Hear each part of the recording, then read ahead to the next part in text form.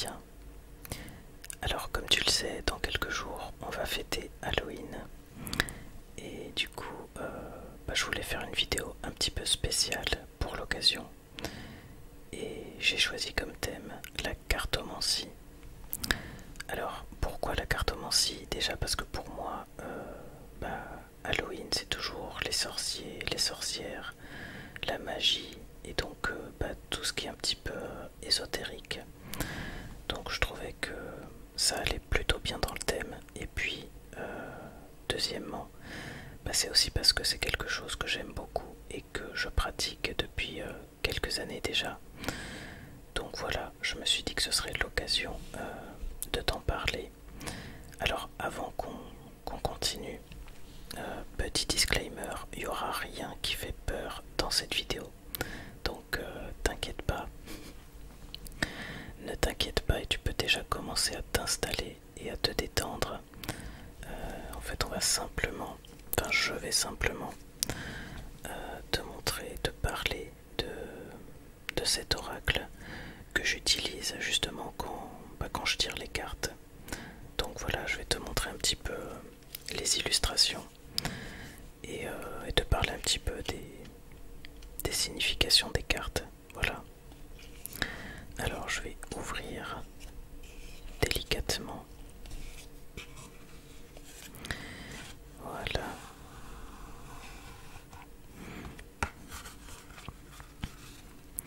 On va poser ça ici.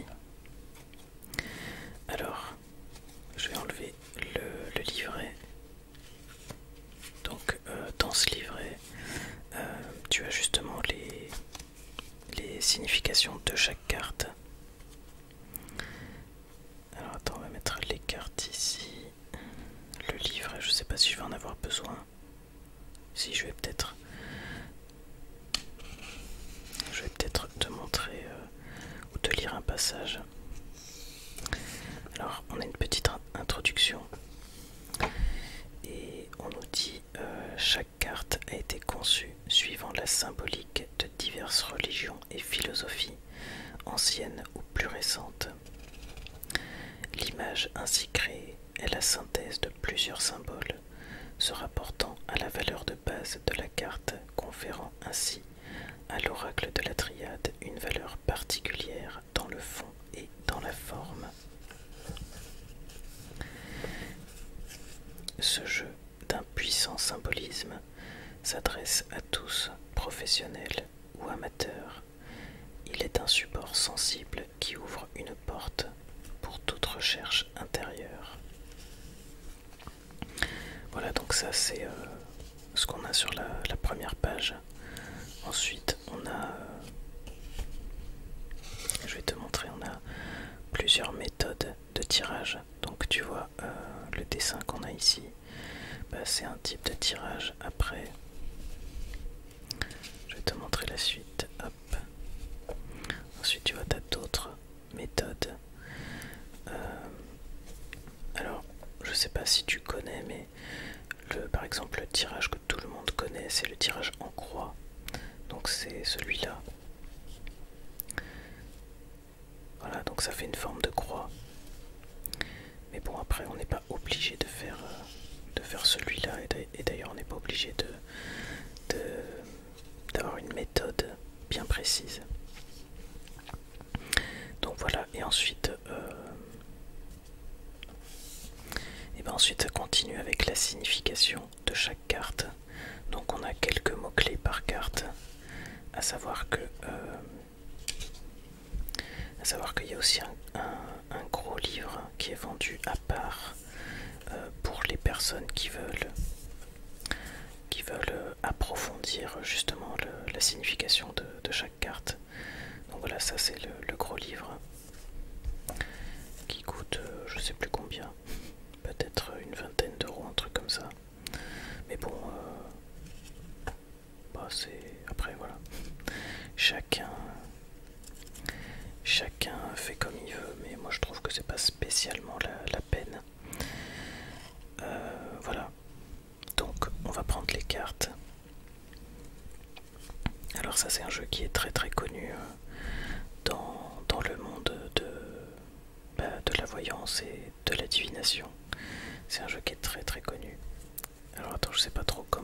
organiser. Je vais peut-être poser le paquet ici.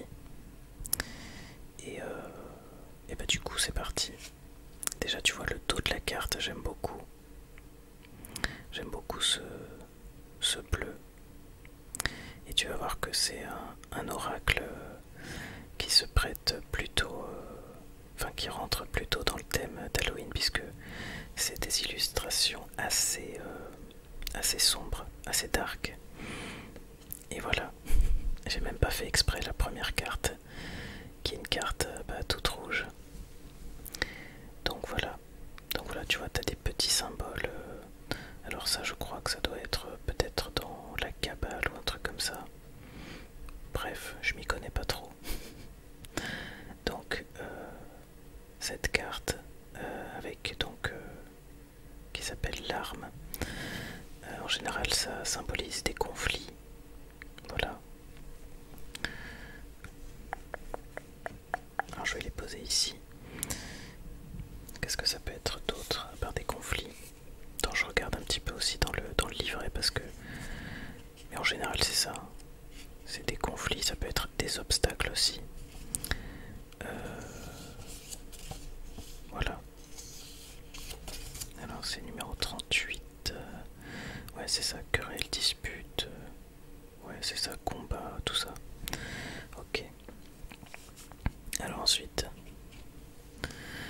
on a la carte de la mort. Alors cette carte elle fait souvent très peur aux gens qui connaissent pas les cartes.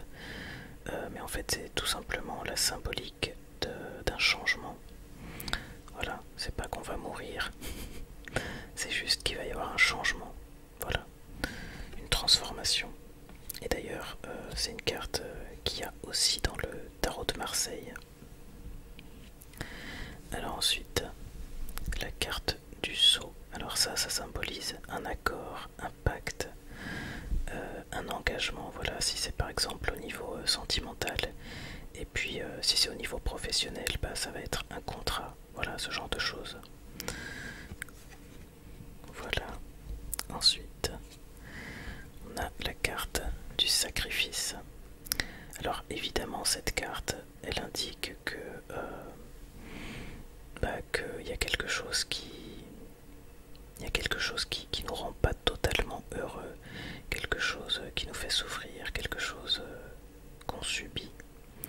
Et donc voilà, quelque chose qui fait qu'on n'est pas totalement épanoui dans une situation. Voilà. Ensuite, la carte de l'eau. Ici, comme tu peux voir, on a le symbole du féminin. Voilà. Donc le symbole du féminin, c'est la flèche, enfin la pointe vers le bas. Et le masculin, c'est la pointe vers le haut, il me semble. Je crois que c'est ça.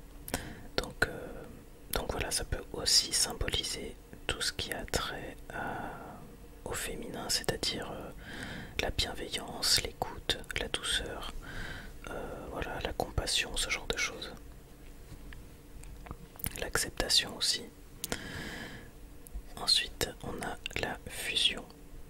Alors la fusion, voilà, ça peut parler d'une relation très très fusionnelle, comme son nom l'indique.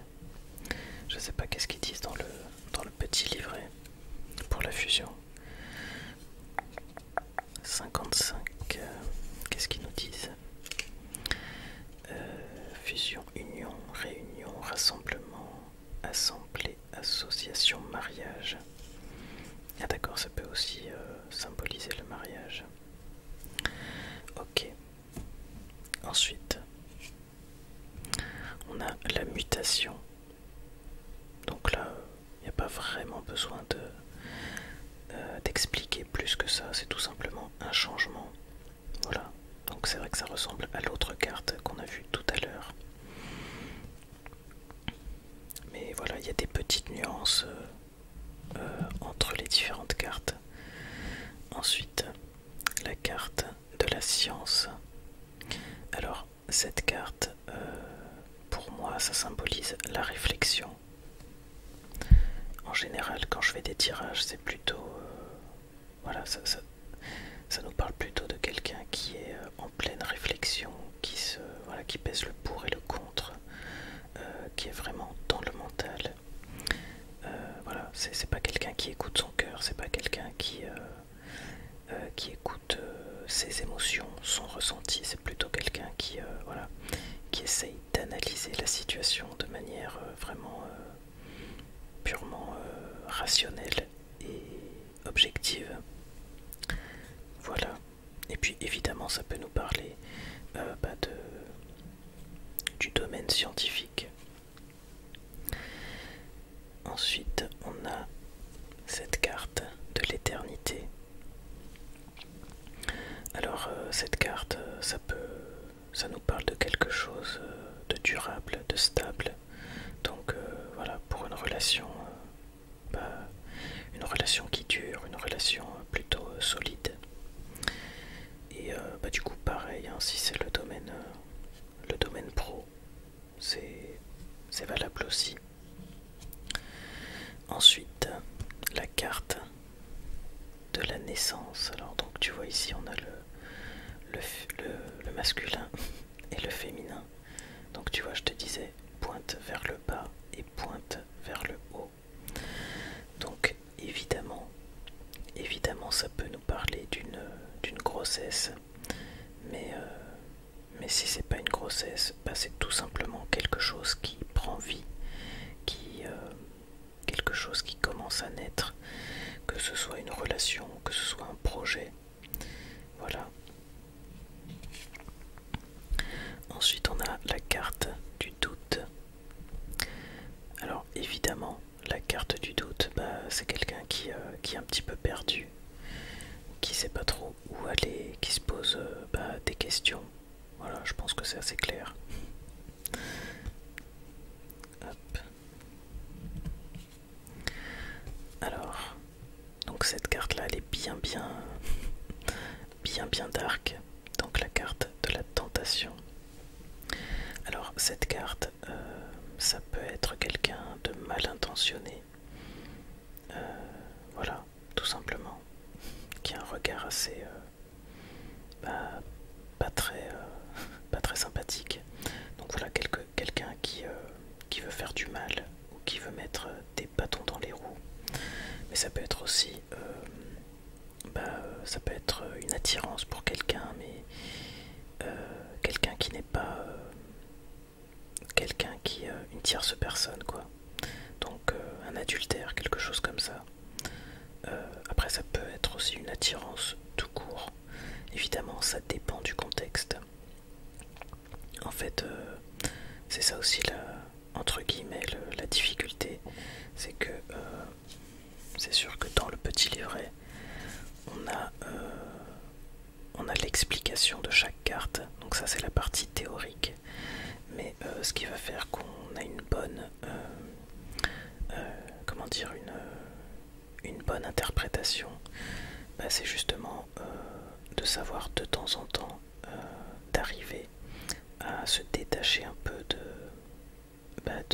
du sens des cartes, même si bien sûr on reste, il faut quand même respecter le sens des cartes, mais ce que je veux dire c'est que il faut aussi pouvoir s'adapter selon le contexte de chaque situation. Donc voilà. Et donc ici on a la symbolique du serpent et de la pomme. Alors ensuite on a une carte un peu similaire. Voilà, qui est la carte de l'adversaire. Donc ça peut symboliser l'adversité en général, donc des obstacles. Comme ça peut symboliser, pareil comme la carte précédente, ça peut symboliser une personne mal intentionnée, ou alors ça peut être aussi une personne, une tierce personne. Voilà, ça peut nous parler d'une tromperie. Voilà. Alors, carte beaucoup plus joyeuse, la carte de la richesse. Alors, ça peut parler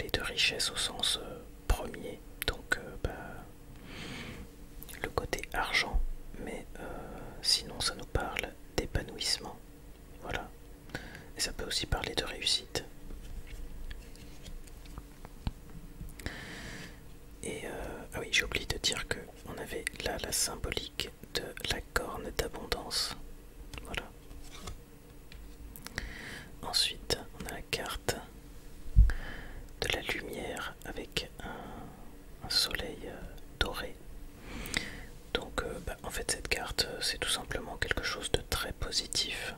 Voilà. Donc évidemment encore une fois il faut adapter au contexte. Mais voilà, c'est toujours quelque chose de positif. Ça peut être aussi le fait qu'on va, entre guillemets, faire la lumière sur quelque chose, qu'on va réussir à y voir plus clair. Voilà. Ensuite, la carte de la méditation. Alors, ça peut être aussi, comme tout à l'heure, la carte de la science. Ça peut être le fait d'être dans la réflexion. Mais ça peut aussi symboliser le fait d'être, comment dire, dans une forme d'introspection plutôt.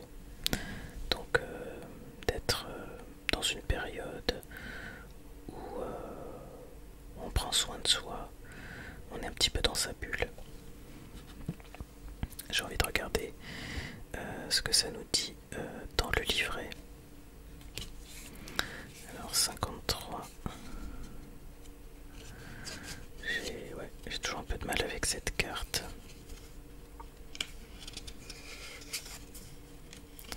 Alors 53. Ouais, c'est ça, réflexion, pensée, autonomie, indépendance. Ok, ermite, voilà. Bon, finalement c'était ça. Et recherche de soi. Oui, voilà, c'est une période comme je disais, d'introspection. Alors ensuite on a la carte de la nécessité. S'il y a une autre carte à côté, par exemple, voilà, par exemple ces deux cartes côte à côte, ça pourrait vouloir dire qu'il y a vraiment un réel besoin de se recentrer sur soi et voilà, peut-être de faire un travail sur soi ou alors prendre soin de soi et voilà, besoin de faire une introspection. Donc voilà.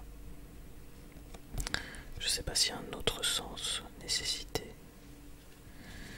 Je vais voir ça, 35. En même temps, je révise. Ah oui, obligation, force majeure, destinée. Ouais, ok. Oui, bon, c'est ça quoi. Ensuite,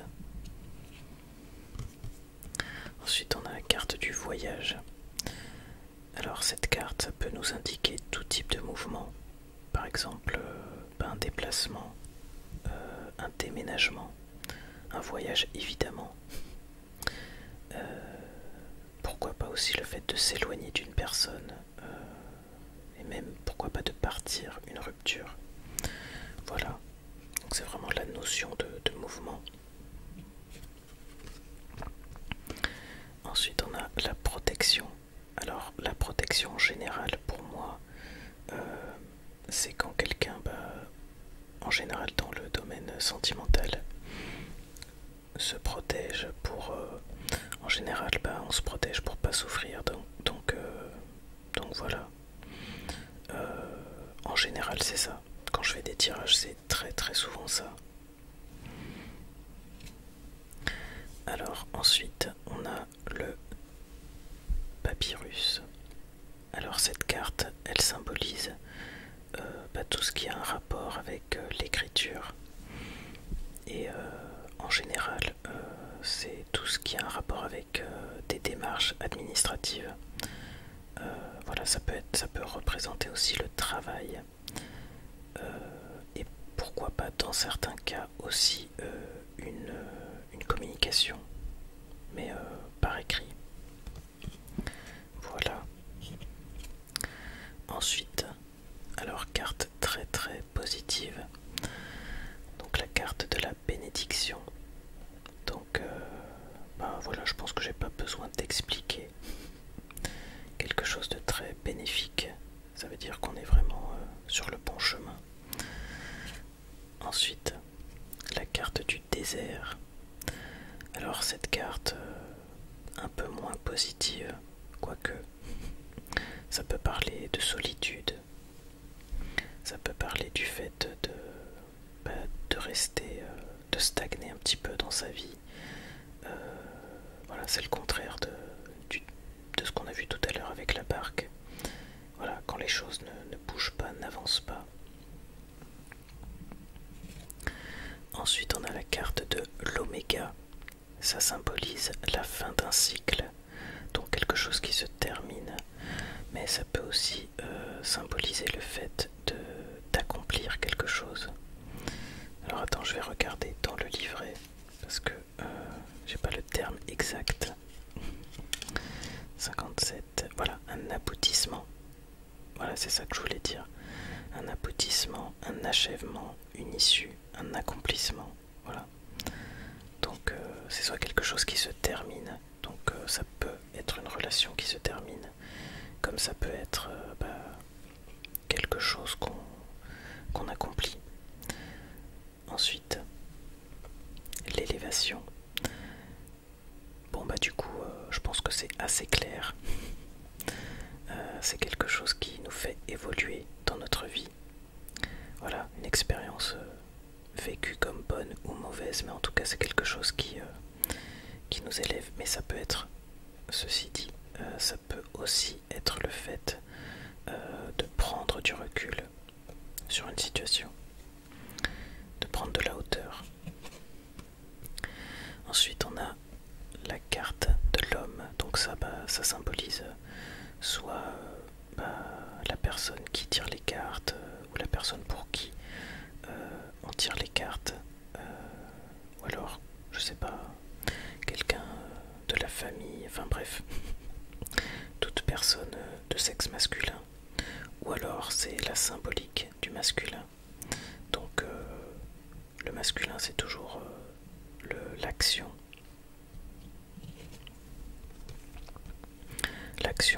la combativité, etc. Alors ensuite, la carte du malheur.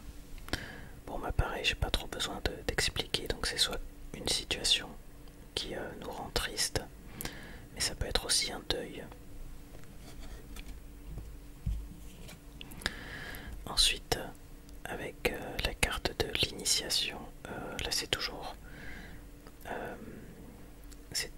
la notion d'apprentissage. Donc ça peut être par le biais d'études, par le biais d'une formation, comme ça peut être une leçon à apprendre. Voilà.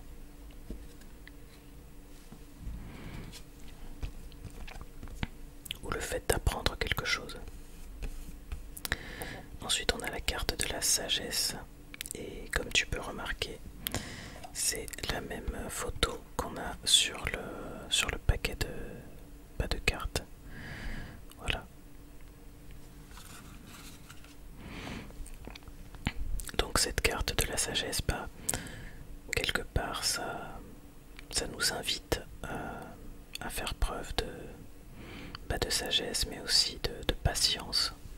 Voilà, de prendre les choses avec philosophie. Ensuite la carte du choix, qui est assez explicite, donc j'ai même pas besoin d'expliquer. Et donc c'est aussi la preuve que on a tous notre libre arbitre, malgré malgré ce qu'on peut voir dans les cartes. On a quand même le pouvoir entre guillemets de choisir le chemin qu'on veut. Ensuite on a la carte du pardon. Alors soit c'est par rapport à quelqu'un d'extérieur, avec qui on est en froid, voilà, mais ça peut être aussi le pardon par rapport à soi-même, voilà, peut-être par rapport au sentiment de culpabilité par rapport à quelque chose. Voilà. Ensuite la carte de la paix. Donc ça, tout simplement, ça veut dire que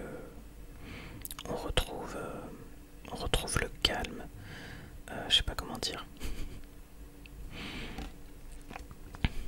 on met fin peut-être à une situation qui était stressante. Donc voilà.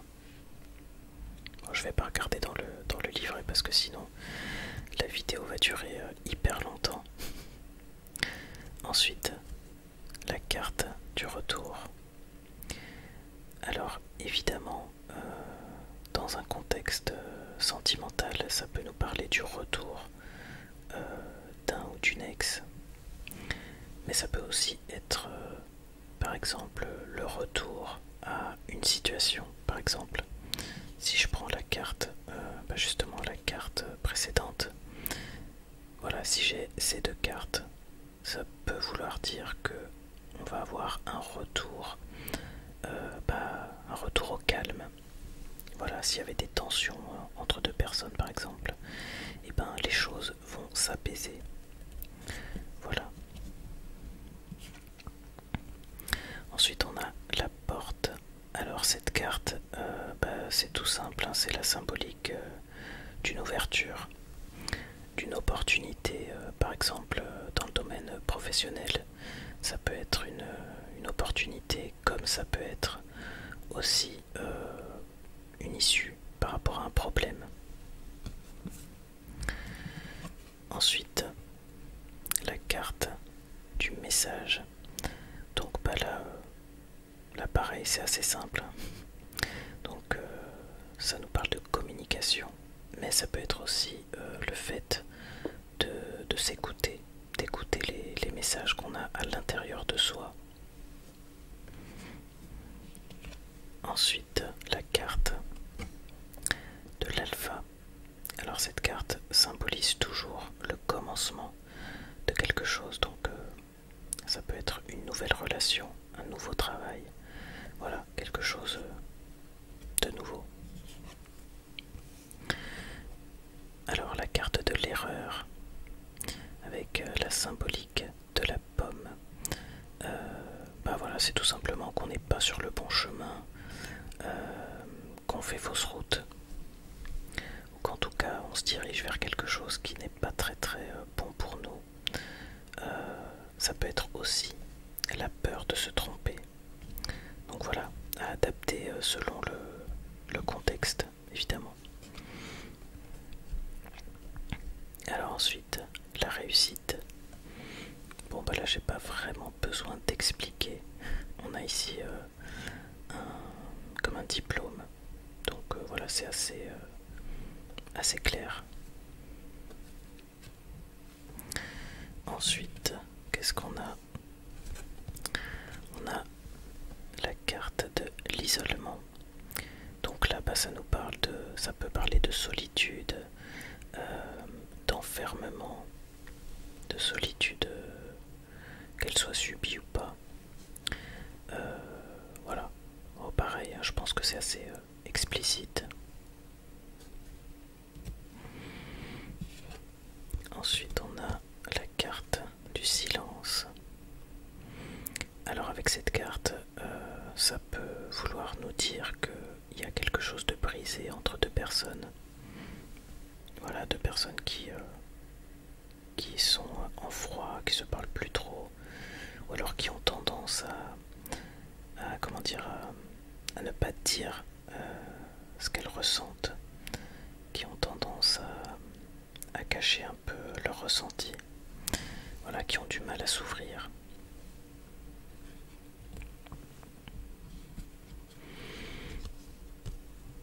Alors ensuite on a l'équité. Alors l'équité, ça symbolise l'équilibre. On a ici le symbole du yin et du yang. Donc c'est l'équilibre, l'harmonie. Et ici on a le symbole de la santé. Donc ça peut aussi nous parler de la santé. Voilà. Ensuite la carte de l'âme. Alors pour moi la carte de l'âme en général, ça veut dire que la personne elle est vraiment connectée à, comment je peux dire ça,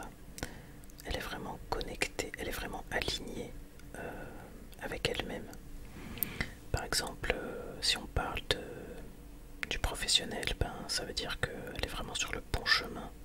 Elle fait quelque chose qui lui correspond, qui lui ressemble et qui l'épanouit. Et pareil pour une relation. C'est vraiment qu'on est vraiment connecté avec la personne. Voilà. Alors, je voulais juste regarder ce que ça nous dit dans le livret par rapport à l'âme 48. Voilà.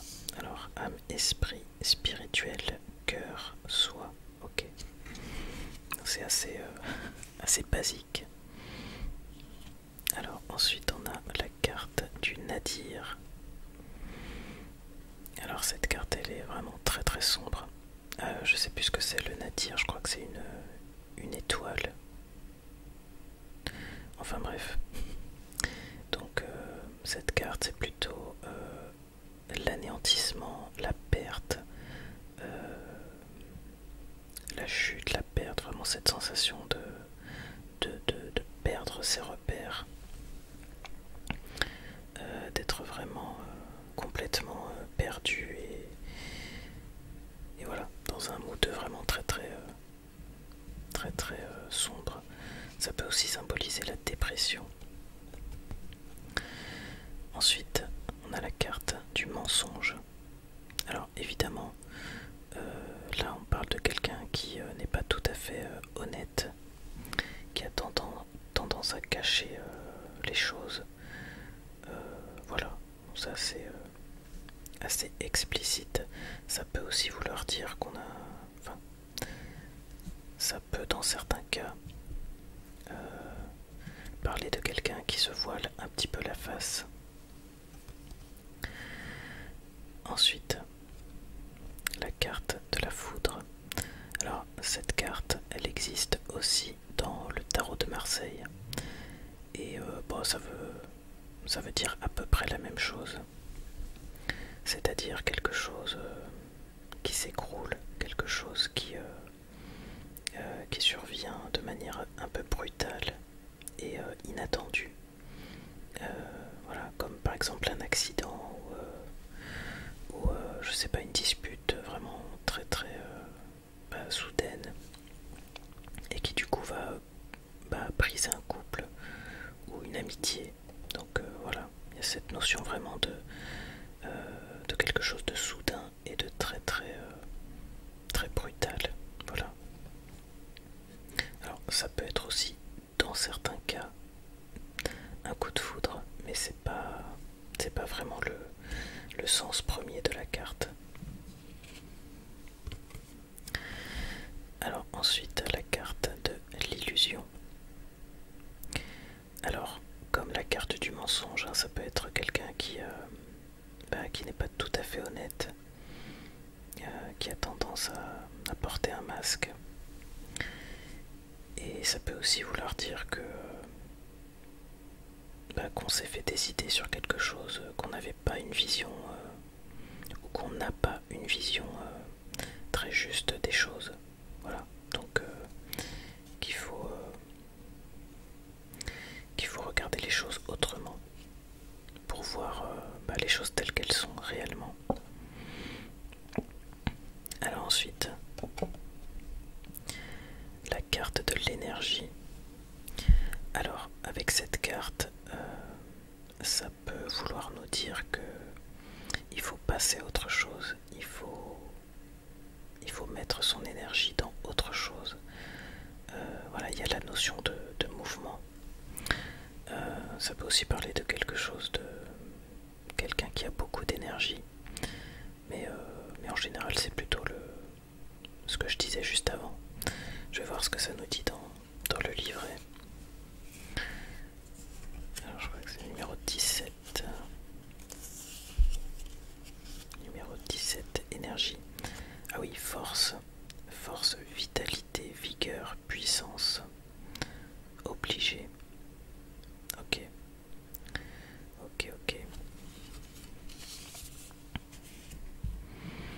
Ensuite, alors, la carte de la racine. Alors, ça peut symboliser quelque chose qui appartient au passé. Ça peut symboliser symboliser comment dire, nos origines, donc quelque chose de familial par rapport à nos ancêtres, comme ça peut aussi symboliser le fait que quelque chose s'installe dans notre vie de manière vraiment durable. C'est un peu l'expression prendre racine. Donc voilà, ça peut être par exemple une habitude, quelque chose qu'on va changer dans notre vie et qui va vraiment s'installer de manière durable. Voilà. J'ai quand même envie de regarder ce que ça dit dans le livret. Mais je pense que j'ai tout dit. Origine, passé, fondement, base, régression. Voilà.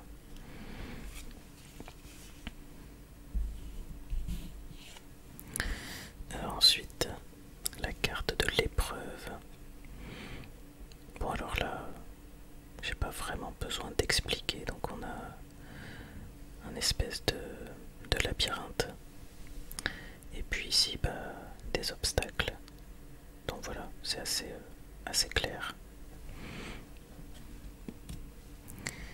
Ensuite, on se rapproche de la fin. La carte de la clé. Donc ici, on voit clairement l'influence égyptienne. Donc cette carte de la clé, bah, ça symbolise le fait de trouver des solutions à un problème, de trouver un peu la porte de sortie. Voilà. Ensuite, on a la carte de la femme. Donc, bah, comme tout à l'heure, hein, c'est soit la personne pour qui on tire les cartes, ou quelqu'un de la famille, une amie, bref. Voilà, c'est quelqu'un, une personne qui va avoir son importance dans un tirage. Ensuite, la carte de l'ordre. Alors j'allais dire, elle est aussi dans le tarot de Marseille, mais en fait non, pas vraiment. Du moins, dans le tarot de Marseille, elle s'appelle le jugement. Et on a un peu la même illustration avec cette corne, je sais plus comment ça s'appelle exactement. Je crois que c'est... Non, je sais plus, je veux pas dire... je veux pas dire de bêtises, donc je vais rien dire, mais on a la même chose, la même illustration. Et donc cette carte symbolise le fait d'apprendre quelque chose, une nouvelle par exemple qu'on apprend. Voilà. Et sinon ça peut être pas tout ce qui est en lien avec le fait de donner des ordres ou de recevoir des ordres. Voilà. Alors ensuite, on a la carte du delta qui symbolise l'intuition. Donc avec ce dessin qui représente le troisième œil. Et d'ailleurs il y a aussi la couleur qui va avec qui correspond au chakra du troisième œil, je crois. Et ça peut aussi parler dans certains cas de clairvoyance. Voilà. Encore une fois, à adapter avec le contexte. Ensuite, on a la carte de la prière. Alors, ça peut parler de quelque chose de religieux. Ça peut être le fait de croire en quelque chose. De vraiment y croire. Qu'est-ce que ça peut être d'autre? Je vais regarder peut-être dans le livret. Numéro 19. Qu'est-ce que ça nous dit? Alors, prier, recueillement, supplier, prêtre, église, temple. Ouais, ok, ils sont vraiment restés sur le côté religieux. Et c'est pour ça que je disais que de temps en temps, il faut quand même savoir se détacher un peu du sens premier des cartes. Alors, la carte de l'amour. Bon, bah, j'ai pas vraiment besoin d'expliquer, hein. Ça peut être l'amour, ça peut être un couple, une amitié, un parent. Voilà, ça peut être l'amour sous toutes ses formes. Ça peut être aussi des nuances de l'amour comme un sentiment de tendresse par exemple. Voilà, etc. etc. Alors, ensuite on a la carte de la pénitence. Donc, comme tu peux le voir, c'est pas une carte très positive. Et donc là, on est plutôt en train de parler de quelqu'un qui s'inflige quelque chose, qui s'inflige une situation où il ou elle n'est pas heureuse. Voilà, ça peut être tout simplement une situation qui nous fait souffrir. Voilà.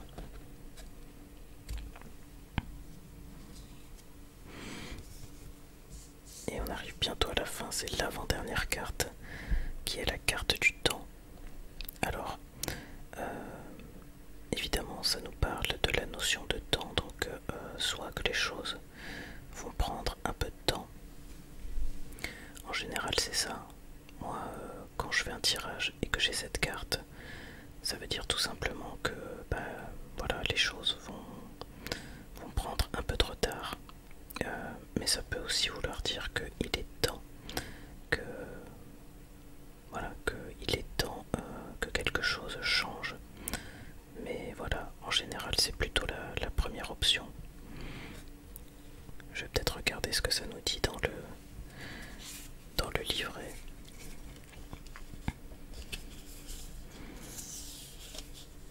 Alors 45, durée et limite, année, longueur, heure. Ok. Ouais, on a un peu les différentes significations par rapport au temps. Ok, bon. Et enfin, la dernière carte, qui est la carte du frère. Alors cette carte, en général, ça nous parle d'amitié, voilà, d'une relation amicale. Ça peut être aussi, voilà, une forme de complicité ou quelqu'un de la famille. Je vais regarder aussi ce que ça nous dit dans le livret. 56. Qu'est-ce que ça nous dit? Alors voilà, amis, frères, sœurs, partenaires. Ah oui, ça peut être aussi partenaire. Personne sûre, confiance et intégrité. Ok, ok. Et ben voilà, on a déjà terminé. Enfin déjà. Je pense que ça fait à peu près une heure que je parle. En tout cas, n'hésite pas à me dire ce que tu penses de cette vidéo en commentaire. Et voilà, et j'espère que je t'ai pas trop fait peur avec tout ça. Parce que bon, c'est pas forcément évident de parler de ce genre de choses. Il y a des gens qui ont tendance à juger, qui comprennent pas forcément. Et d'autres à qui ça peut faire peur, donc j'espère que c'est pas ton cas. J'espère que j'aurai quand même réussi à te détendre. En tout cas, prends soin de toi et je te dis à la semaine prochaine pour une nouvelle vidéo.